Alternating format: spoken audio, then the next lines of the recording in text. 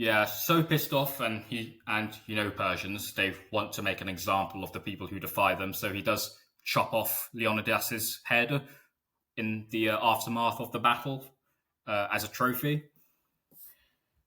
And so This is a you good probably point we would have, should mention when we get to Plataea as well. And add like there's a linkage. yeah. Uh, and so you probably would have heard it's probably the most common one of the sort of Spartan commemorative lyric poetries. It's the one recorded in Herodotus where he says, "Here 4,000 from the Peloponnese once fought 3,000,000.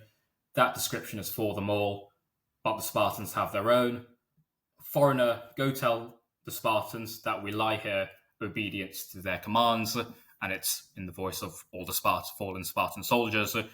It's the idea that we died here adhering to Spartan laws and customs, and this sort of creates. This is sort of where the idea that the Spartans don't retreat, that legend, that's where it comes from. And if you read Diodorus Siculus, his histories, he also praises the Spartans effusively. So much praise for their valor, the glory they win, what they sacrificed for Hellas. It's very extensive. I'm not going to read it all. It's literally like an entire like almost 300-word paragraph. I'm not going to read it all.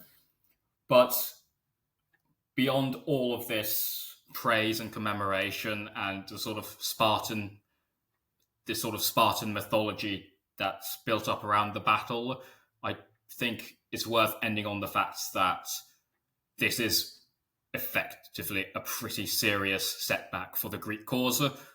One of the Spartan kings has just died, in addition to 300 of Sparta's top soldiers.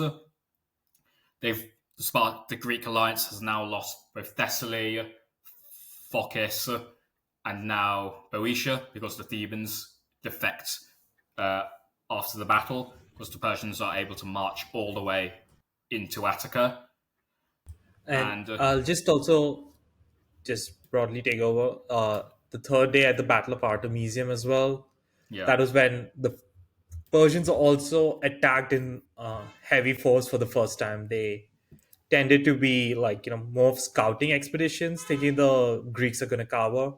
And even here, Herodotus said that the Athenians were the best fighters on the Allied side. It's almost like that narrative, right? The Spartans are yeah, the superior forces on the land, and yeah, the Athenians are on the navy. yeah, Though he did say that the best results were actually achieved by the Egyptians.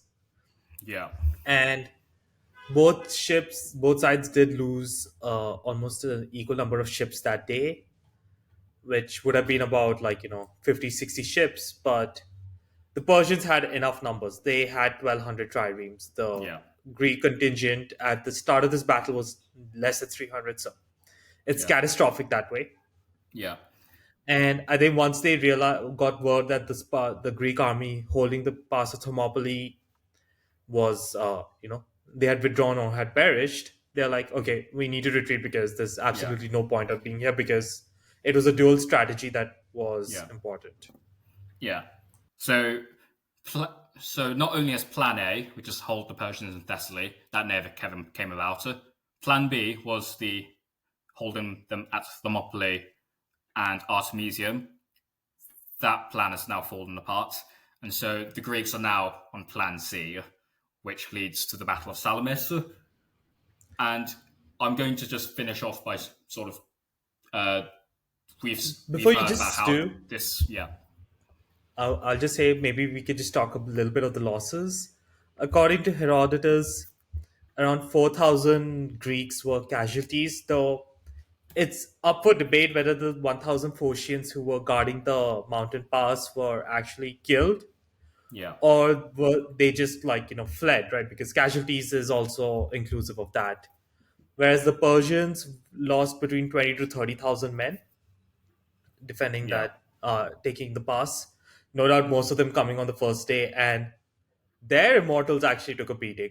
yeah. The number was definitely not 10,000 for the rest of the campaign. No, it was not. And at the concurrent Battle of Artemisium, which started with about 270 ships for the Greeks, led by Themistocles, and 1,200 for the Spartans. Sorry, the Persians. At the end, the Athenians mostly suffered most of the Greek casualties of the 100 ships that were lost, which was quite a big blow for the total Greek naval strength. Yeah. And the Persians lost about 400 ships, most of them being stragglers from the storm lost expeditions. Even though they lost more ships in combat than the Greeks, it wasn't a decisive ratio, you could say. Yeah. And the loss of 100 triremes right now for the Greeks is pretty big. Definitely. Although there's a lot of sort of mythology and sort of commemoration of this Battle of Thermopylae, it is worth remembering that the Greeks come off definitely the worst because both of their plans to defend, to hold them outside of Attica, have effectively fallen apart. And so Attica is now wide open for a Persian army to march straight through. And it's, And I'll just also say that the Plan C, which was also decided at the time Themistocles yeah, proposed this dual strategy, yeah, was to blockade the Isthmus of Corinth, yeah. which Plan, the Athenians really hated. Yeah, Plan C, as concocted by the Spartans and the Peloponnesians, just conveniently misses out, conveniently misses out defending Athens and just building a wall just behind Athens. So Athens takes the brunt of the Persian invasion. But And not to mention, barring Plataea, the entire region north of Attica is pretty much, yeah, yep, that's yeah, Persian. all of that falls to Persia, and so Herodotus actually calls the Battle of Thermopylae a Laconian disaster. It's not really, although he includes this sort of romantic lyric poetry commemorating Spartan valor and Spartan adherence to their own laws. That's sort of the Spartan version of the tale. When he sort of pops over back into the Persian perspective and looking at the actions of the Persian fleet after the battle, he actually describes it as the Laconian disaster.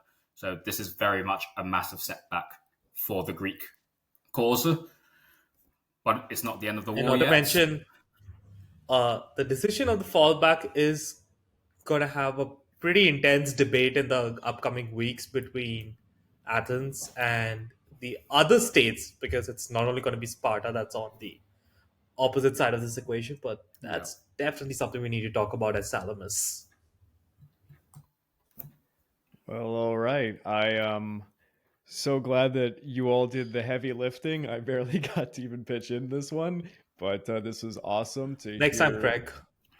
Yeah, to hear all of this done so thoroughly because actually, like I said before I was the Pacific War channel, I was a general history channel and I was tackling just ancient Greece in the beginning. So I had covered Thermopylae, but this is excellent to hear. And before I let the audience go, I just want to remind everyone, if you're not checking us out on YouTube, I mean, please do so. We've put up numerous maps explaining the geography of Greece, Macedonia, Thrace, and such. The overall movement logistical chain of the Persian campaign. There was a three-phase map for the Battle of Thermopylae, so there's a lot of visuals in this.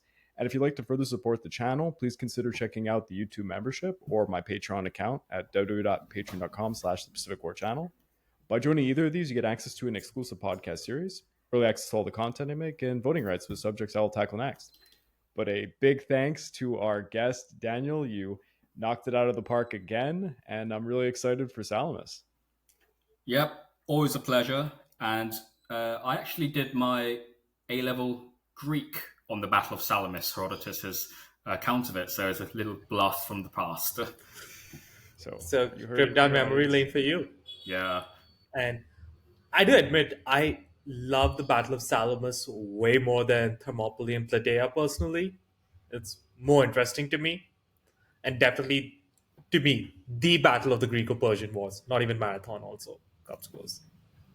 So we got a very exciting episode coming up. Until next week, guys. Bye. take care.